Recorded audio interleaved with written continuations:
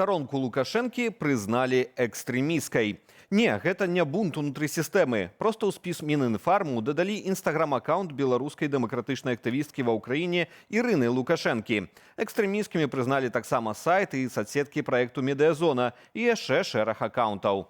Як Еўрапейскі гуманітарны універсітэт плануе жыць са статусам экстрэміскай арганізацыі? Падрабязнасці трагічнага крушэння дельтаплана пад Менскам і губазік, які пачаў выкарыстоўваць інтэлект. Што праўда штучны.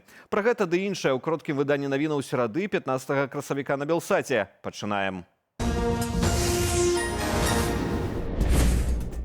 У Беларусі на гэтым тыдні пачнуцца доўгія выходныя 4 дні. З гэтай нагоды ў Дзяржаўным памежным камітэце паабяцалі павялічыць колькасць зменаў у пунктаў пропуску на мяжы з еўразвязам. У ведамстве прагназуюць, што з улікам выходных з 18 да 21 красавіка пасажырапаток у Польшу, Літву і Латвію павялічыцца. Станам на 8 раніцы сёння чэргі сабраліся ў 3 пунктах пропуску беларуска-польскай мяжы. Больш за ўсё у Берасці. Выезду там чакаюць 832 аўты і 29 аўтобусаў. У Каменным Лозе на мяжы з Літвою чарга з 30 легкавікоў.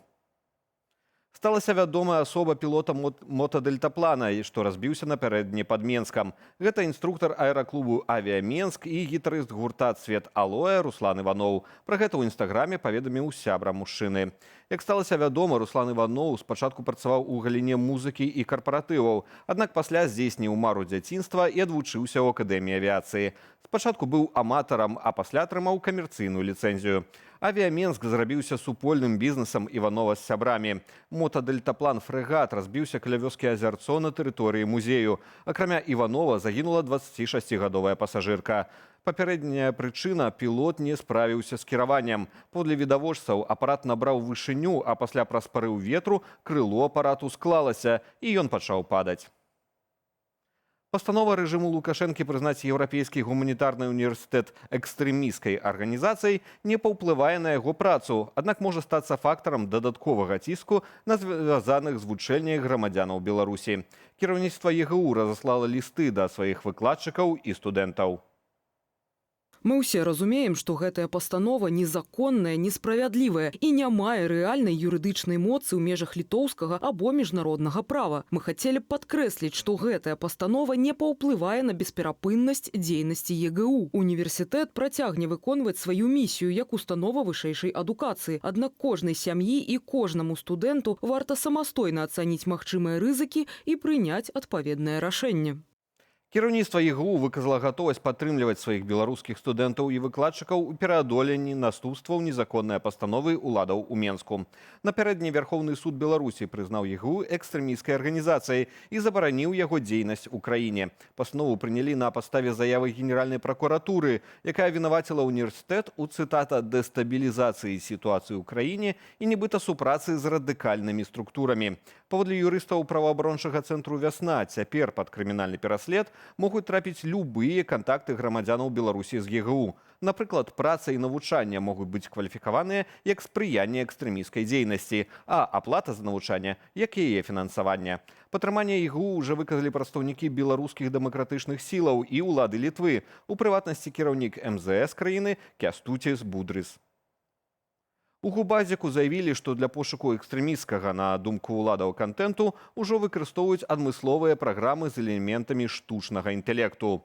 Што гэта, чарговае запужванне беларусаў, або сілавікі сапраўды актыўна ўзялі ў арсенал такі інструмент, як ШАІ? У эфіры студыі Белсат патлумачыў прадстаўнік Белполу Владимир Жигар.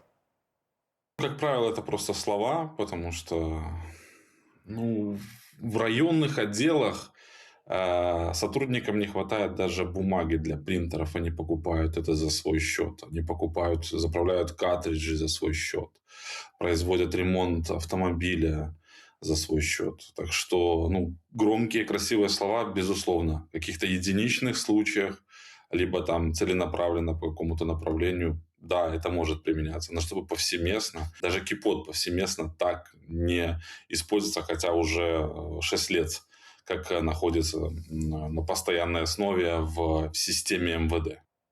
Некаторыя ўладальнікі лецішаў у Беларусі здолеюць ашчадзіць на электрычнасці. Асобным катэгорыям грамадзянаў урад дазволіў плаціць за святло паводле субсідаванага тарыфу. Адпаведную пастанову падпісаў прэм'ер-міністр Александр Турчын.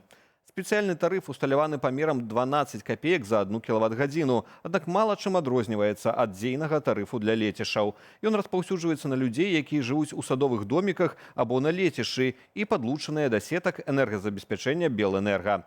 Карыстацца тарыфам могуць у тым ліку пенсіянеры, якія не працуюць, асобы з трэцяй групай інваліднасцю ды і іншыя асобы, якія маюць права на ільготы пры аплаце за святло. Аднак ёсць умовы. Гэтак трэба мець тэхпашпарт на дом, быць афіцыйна зарэгістраваным у ім.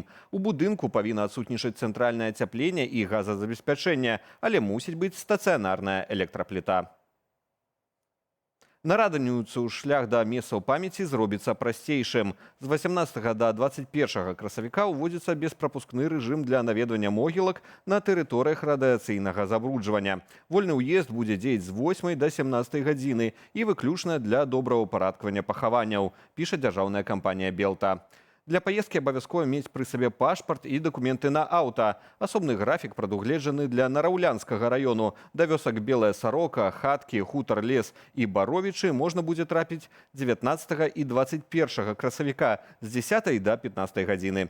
Спецыялісты папярэджваюць, дарогі ў тых мясцінах лясныя, таму варта разлічваць магчымасці свайго транспарту. У самой зоне забаронена разводзіць вогнішчы і заходзіць у пустыя будынкі. Праз радыяцыйны фон працаваць лепш у масках і рукавіцах. А ваду, як пітную, гэтак і тэхнічную, трэба прывозіць з сабою.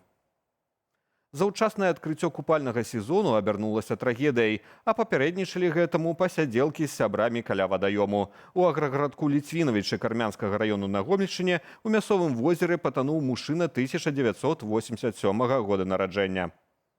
Со слов товарищей, он решил переплыть озеро. Однако, не рассчитав силы и не доплыв несколько метров до берега, мужчина скрылся под воду. А свод призывает граждан соблюдать меры безопасности на водоемах, отказаться от рискованного поведения и раннего купания. У таварыстве выратавання на водах нагадваюць, што хоць купальны сезон і пачынаецца афіцыйна ўжо 1 траўня, бяспечна купацца ў беларускіх вадаёмах можна толькі пры тэмпературы вады не ніжэйшай за 18 градусаў і пры дзённых тэмпературах паветра вышэй за 20 градусаў. З надыходам вясны камунальнікі вырашылі вызваліць Менск ад аўтамабіляў. Маецца на ўвазе гэтак званы аўтахлам, безгаспадарныя транспартныя сродкі. Як цвердзяць сталічныя ўлады, працэдура не хуткая. Уласніку даюць 4 месяцы, каб самастойна нешта зрабіць са сваім заіржавелым аўтам. Калі праігнараваць машыну, вывезуць на сметнік. І выглядае гэты працэс эпічна, без каментара.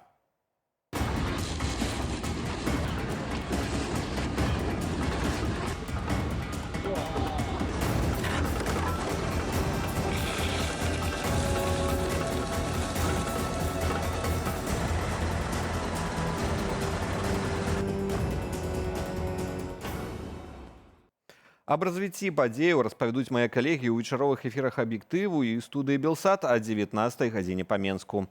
Заклікаю ставіць лайкі і пакідаць каментары пад гэтым выданнем у Ютубе. Яны дапамагаюць нам пашыраць праўдзівую інфармацыю. Аднак дбайце пра ўласную лічбавую бяспеку. Беражыце сябе і заставайцеся з Белсатам.